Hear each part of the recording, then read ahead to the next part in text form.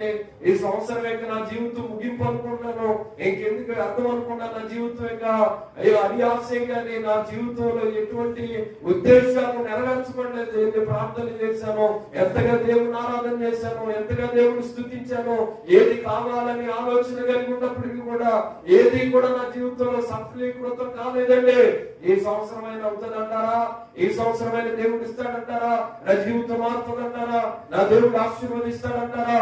ఇలాంటి క్వశ్చన్లు నీ జీవితంలో ఎన్ని ఉన్నప్పటికీ కూడా ఈ రోజు ప్రకటిస్తున్న సువార్త ఒకటి, ఆయన మేలుకే ఈ సంవత్సరాన్ని ఇలాగే నిర్ణయించాడు. దేవుడికి స్తోత్రం. హల్లెలూయా. రాబోతున్న జీవితము అనేకమైన జీవితాలకి నీవే మాదిరికరంగా మారిపోతున్నావు. అనేక మందికి నీవే సాక్షాత్తంగా మారిపోబోతున్నావు. నా దేవుడు ఈ స్థితి నుండి ఈ స్థితికి నా దేవుడు నిలబెట్టాడని సాక్ష్యం చెప్పబోతున్నావు. ఈ పరిస్థితులు నావే, కానీ నా దేవుడు ఎలా మార్చాడని చెప్పబోతున్నావు.